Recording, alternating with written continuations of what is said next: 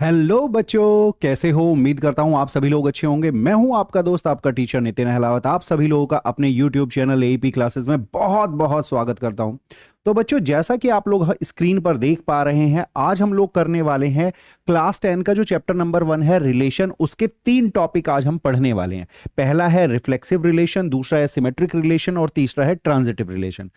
तीनों ही टॉपिक बहुत ही इंपॉर्टेंट है, इस पर बेस्ड आपके क्वेश्चंस एग्जाम में आते हैं। अगर आज आप इस क्लास को देख लेते हैं तो आपको इनसे रिलेटेड जो कॉन्सेप्ट क्लियरिटी है वो बहुत आसानी के साथ हो जाएगी। ठीक है, तो मैं आप लोगों से रिक्वेस्ट करूंगा कि वीडियो को एंड तक देखिएगा ताकि आपको ये जो कॉन्सेप्ट है बहुत अच्छे से क्लियर हो जाए। ठीक है, तो चलिए फिर आज की जो क्लास है उसको फटाफट शुरू करते हैं। तो यहां पर मैंने सबसे पहले आप लोगों के लिए लिया है रिफ्लेक्सिव रिलेशन। क्या लिया है? Reflexive relation. क्या होता है रिफ्लेक्सिव रिलेशन? ठीक है ना, ये सबसे पहले समझते हैं। मान के चलिए आपके पास एक सेट ए है, ये दिखाई दे रहा है आपको, ये सेट ए है 1 2 3 4। रिफ्लेक्सिव रिलेशन ये कहता है, अगर आसान भाषा में कहें तो सेट ए के पास जितने एलिमेंट है इसका डबलेट उसे चाहिए। ठीक है ना, डबलेट के अलावा कोई और ऑर्डर्ड पेयर हो तो उसे कोई दिक्कत नहीं है। यानी सेट ए का हर एक एलिमेंट खुद से रिलेट जरूर करना चाहिए, उसका कहना बस इतना है। जैसे यहां पर मैंने आपको रिलेशन दिया, पहला रिलेशन है भाई 1 1 2 2 3 3 4 4। यानी यहां पर आपके पास 4 एलिमेंट है 1 2 3 4। तो चारों एलिमेंट अपने डबलेट बना रहे हैं, डबलेट बना रहे हैं, इसका मतलब वो खुद से रिलेटेड हैं। इसका मतलब ये एक रिफ्लेक्सिव रिलेशन है। आगे हम आए 1 1 2 2 3 3 4 4 है, इसके साथ ये दे दिया, हमें इससे कोई आपत्ति नहीं है, हमें इन चार का होना हमारे लिए कंपलसरी कंडीशन है। तो इसका मतलब ये भी रिफ्लेक्सिव रिलेशन है। यहां पर हमने देखा कि जो हमें चाहिए वो इसमें अवेलेबल है, एक्स्ट्रा कुछ भी हो हमें कोई फर्क नहीं पड़ता। ठीक है ना, क्योंकि ये एक रिफ्लेक्सिव रिलेशन, और रिफ्लेक्सिव रिलेशन की देखो डेफिनेशन भी यही कह रही है कि if A belongs to R, यानी जो एलिमेंट है अगर वो खुद से रिलेट कर रहा है और वो रिलेशन के अंदर है, और किसके लिए? For all. ध्यान रखिएगा, सेट ए के जितने भी एलिमेंट है उन सब के लिए कंडीशन ट्रू होनी चाहिए। अगर ये कंडीशन ट्रू है तो जो आपका रिलेशन है वो कैसा है? रिफ्लेक्सिव रिलेशन है। ठीक है बच्चों, आई होप आपको ये रिफ्लेक्सिव रिलेशन का जो कॉन्सेप्ट है ये क्लियर हो गया होगा। चलिए आगे बढ़ते हैं। अगला है हमारा सिमेट्रिक रिलेशन। क्या होता है सिमेट्रिक रिलेशन? सिमेट्रिक रिलेशन ये कहता है कि अगर, ध्यान से देखिएगा, अगर ए बी आर से बिलोंग कर रहा है तो देन बी को भी आर से बिलोंग करना चाहिए। ठीक है ना, अगर ए बी बिलोंग कर रहा, अगर ए बी ही बिलोंग नहीं कर रहा तो फिर उसे बी ए की आवश्यकता नहीं है। ठीक है, ध्यान से समझ गए। देखिए जैसे यहां पर ये हमें एक सेट दिया 1 2 3 4। अब यहां पर देखिए 1 1 से रिलेटेड, अगर मैं इसका 1 1 का उल्टा करूं, देखिए आप यहां पर देखो भाई 1 1 बिलोंग कर रहा है आर से, तो इसका उल्टा क्या होगा? 1 1 ही होगा, तो ये भी आर से बिलोंग करेगा। अगला ले लो भाई 2 2 बिलोंग कर रहा है आर से, तो इसका उल्टा क्या होगा? 2 2, सेम ही आएंगे ना। ऐसे अगला क्या आया? 3 3, वो आपका बिलोंग कर रहा है आर से, इससे क्या पता चल रहा है इसका उल्टा क्या होगा? वो भी यही होगा। तो इसका मतलब ये हमारा ट्रांजिटिव रिलेशन, सॉरी ट्रांजिटिव कह रहा हूं, सिमेट्रिक रिलेशन है। अगले पॉइंट पे आओ। अब इसने कहा सेकंड वाले में भाई 1 2, 1 2 अगर रिलेट कर रहा है तो इसका मतलब क्या है? 2 1 आना चाहिए। तो 2 1 आ रहा है, देखिए 1 2 2 1। अब दूसरे पे आइए, अगर दूसरे की कंडीशन देखें तो इसका मतलब 2 1 रिलेट कर रहा है आपका किस भाई 1 से। अब इसका उल्टा क्या होगा? इसका उल्टा हो जाएगा 1 2, वो भी आ रहा है उसमें। भाई अगर 2 1 है तो 1 2 भी है। ठीक है, इसका मतलब ये भी डन है। और 3 3 अगर रिलेट कर रहा है तो इसका उल्टा तो 3 3 ही होगा। तो इसका मतलब ये भी क्या है? हमारा एक सिमेट्रिक रिलेशन। बात समझ में आई? वैसे भी आपको बता दूं, जितने भी डबलेट होते हैं वो तो सिमेट्रिक ट्रांजिटिव तीनों ही होते हैं। ठीक है, तो यहां तक तो आपको चेक करने की भी आवश्यकता नहीं पड़ेगी क्योंकि इनका जो उल्टा होगा वो ऑलरेडी सेम ही होगा। यहां पर देखो, अगर मैं 2 3 को देखूं तो देखिए 3 2 ये रहा, फिर मैंने 1 3 को देखा तो 3 1 ये रहा। अगर मैं 3 1 को देखूं तो इसका उल्टा 1 3 ये रहा, और 3 2 को देखूं तो इसका उल्टा 2 3 ये रहा। तो इसका मतलब ये भी सिमेट्रिक रिलेशन है। बस आपको किसी भी रिलेशन को अगर सिमेट्रिक चेक करना है, उसके हर एक ऑर्डर पेयर को चेक करो कि क्या उसका जो उल्टा है वो उसमें अवेलेबल है या नहीं है। बस अगर वो उसमें अवेलेबल है तो वो सिमेट्रिक है। ठीक है, क्या बात आपको क्लियर हो गई? उम्मीद है कि आपको आसानी से क्लियर हो गई होगी। चलिए अगला देखते हैं। अगला है हमारा ट्रांजिटिव रिलेशन। ट्रांजिटिव रिलेशन बिल्कुल एक सिंपल सा कॉन्सेप्ट है। उसने कहा कि अगर ए बी आर से बिलोंग करता है और बी सी भी आर से बिलोंग करता है तो ए सी को भी आर से बिलोंग करना चाहिए, तब वो ट्रांजिटिव होता है। ठीक है, सिंपल सा है। अगर दो ऑर्डर्ड पेयर बिलोंग कर रहे हैं जिनका मतलब पहले वाले का सेकंड एलिमेंट और दूसरे वाले का फर्स्ट एलिमेंट सेम हो, अगर ऐसे दो ऑर्डर्ड पेयर बिलोंग कर रहे हैं तो ए और सी को भी बिलोंग करना चाहिए, तब हम उसे ट्रांजिटिव कहेंगे। जैसे यहां पर हमने लिया, पहले वाले में देखो यहां पर है 1 1, लेकिन यहां पर 1 वाला से यानी इस 1 का यहां पर ये सेकंड एलिमेंट 1 है लेकिन फर्स्ट 1 वाला कोई और नहीं है। ठीक है, अब यहीं पर बच्चा कंफ्यूज हो जाता है, वो कहता है कि यार इसके जैसा तो मिल नहीं रहा, इसका मतलब ये ट्रांजिटिव नहीं है। भाई ध्यान से पढ़ो, इसमें क्या वर्ड लिखा हुआ है, इफ। वो कह रहा है कि अगर ये है तो आपको वो ढूंढना है, अगर ये कंडीशन है, अगर ये कंडीशन है तो आपको ये कंडीशन चेक करनी है। ध्यान से समझिएगा, अगर ये कंडीशन यानी ये दो ऑर्डर्ड पेयर आपके पास है तो ही आपको उसको चेक करना है। अगर ये दो वाली कंडीशन नहीं है तो उसको चेक नहीं करना है, और अगर ये दोनों वाली कंडीशन नहीं है तो वो ट्रांजिटिव है। जैसे इसमें नहीं है तो ये ट्रांजिटिव है। ठीक है, तो इसका मतलब ये ट्रांजिटिव है। अगले 1 2 2 1 1 1 2 2, मैंने यहां पर कुछ लिखा भी है आप लोगों के लिए। मैंने लिखा है A B belongs to R and B C not belongs to R, तो और ये इस कंडीशन में भी ये क्या है, ट्रांजिटिव है। मैंने पहले बता दिया कि ए बी तो आर से बिलोंग कर रहा है बट बी सी आर से बिलोंग नहीं कर रहा, जैसे इस वाली कंडीशन में हो। ठीक है ना, मैंने पहले लिखा है इसी वजह से ताकि आपको दिक्कत ना हो।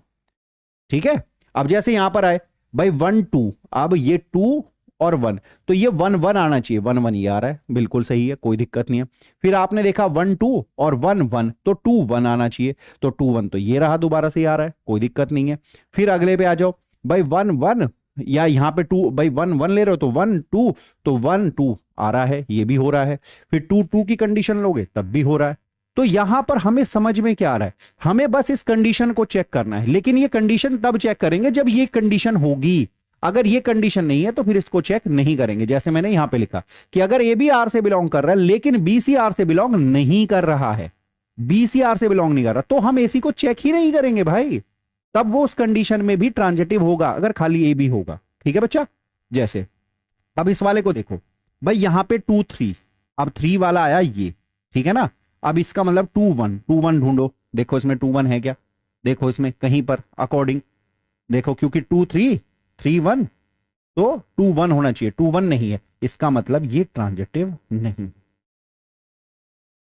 क्लियर हुआ या नहीं हुआ, बताओ भाई। देखो 2 3, फिर आपने देखा क्या 3 1, तो 2 1 आना चाहिए, लेकिन इसमें कहीं पर 2 1 है नहीं, दिखाई दे रहा है कहीं पर 2 1 नहीं, इसका मतलब ये ट्रांजिटिव नहीं है।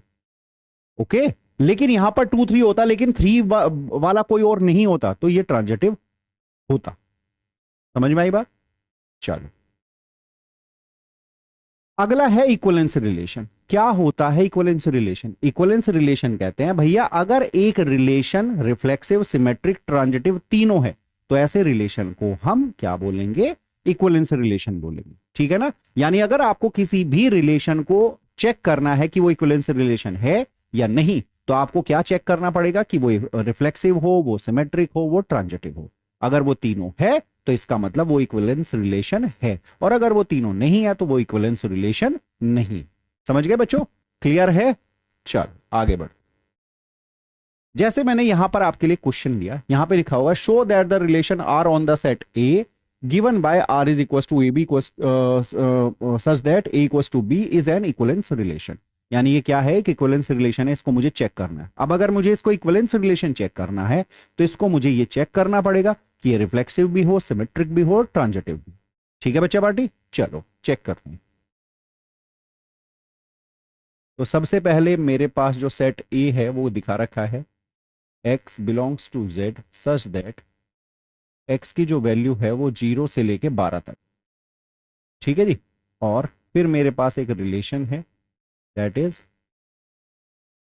A B such that A equals to B, ये एक रिलेशन।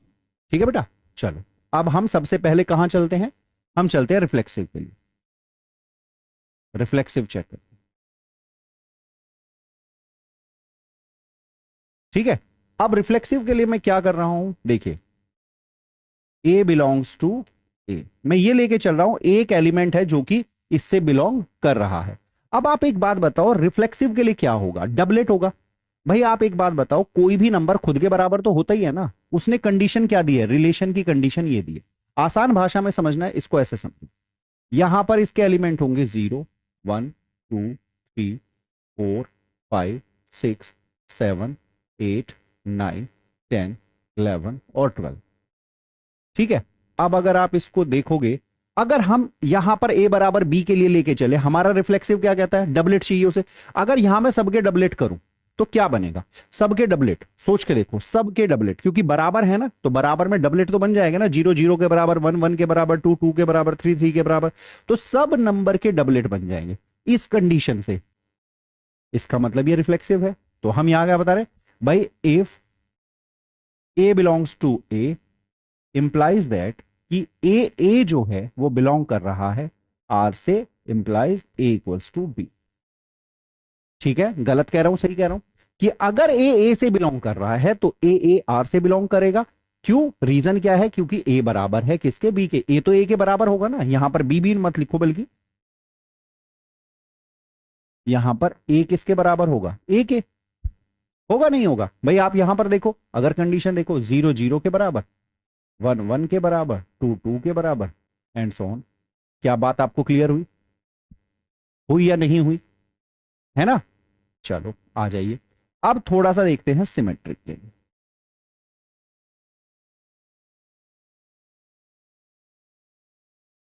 सिमेट्रिक के लिए क्या कंडीशन है, उसने कहा अगर ए बी बिलोंग कर रहा है किससे, आर से,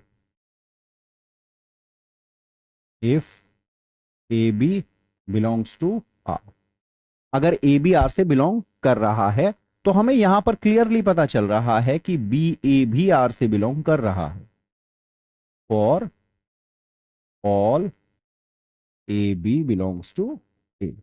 क्यों, यहां पर जो आपके बनेंगे, ये जो लास्ट वाला आपका बनेगा, इसमें ये लास्ट वाला 12 12 बनेगा। ठीक है, बनेगा नहीं बनेगा, है ना। 0 0 से स्टार्टिंग होगी। क्या, आप एक बात बताओ भाई, मैंने आपको बताया था 0 0 है तो इसका उल्टा क्या होगा, 0 0, 1 1 है इसका उल्टा क्या होगा, 1 1, 2 2 है इसका उल्टा क्या होगा, 2 2। तो सिमेट्रिक की कंडीशन को वो ट्रू कर रहा है, हेंस इट इज सिमेट्रिक। ठीक है, अब फॉर ट्रांजिटिव, अब ट्रांजिटिव के लिए मैंने बताया था दो कंडीशन है। क्या कंडीशन है, दो कंडीशन है। पहली कंडीशन, अगर ए बी और बी सी रिलेशन से बिलोंग कर रहे हैं तो ए सी को भी रिलेशन में आना चाहिए। और अगर ए बी बिलोंग कर रहा है रिलेशन से बट बी सी बिलोंग नहीं कर रहा है रिलेशन से, तो भी वो ट्रांजिटिव है। यहां पर वो दूसरे वाली कंडीशन लग रही है, यहां पर ए बी बिलोंग कर रहा है बट बी सी है ही नहीं। ए बी बिलोंग कर रहा है यानी 0 0 है, लेकिन क्या जीरो वाला कोई और है जिसका फर्स्ट एलिमेंट 0 हो, नहीं है हमारा यहां पर। इसका मतलब सेकंड वाली कंडीशन लग रही है। तो ट्रांजिटिव में हमेशा दो कंडीशन पे हम चेक करते हैं। पहली कंडीशन, अगर ए बी और बी सी बिलोंग कर रहे हैं तो ए सी को बिलोंग करना चाहिए। और दूसरी कंडीशन है, अगर ए बी बिलोंग कर रहा है बट बी सी बिलोंग नहीं कर रहा तो भी वो ट्रांजिटिव होगा। इस बात को दिमाग में अच्छे से सेट कर लीजिए, बच्चे कंफ्यूज रहते हैं इस बात में। ठीक है, तो यहां पर यानी ये क्या है, ट्रांजिटिव भी है, तो हम लिख सकते हैं if A B belongs to R but BC does not belongs to R for all ABC belongs to A. Hence, it is transitive. इसको भी आप लिख सकते हो, hence it is symmetric और hence it is reflexive। और अगर कोई फंक्शन, सॉरी कोई रिलेशन रिफ्लेक्सिव, सिमेट्रिक और ट्रांजिटिव तीनों है तो वो क्या है, नाउ R is an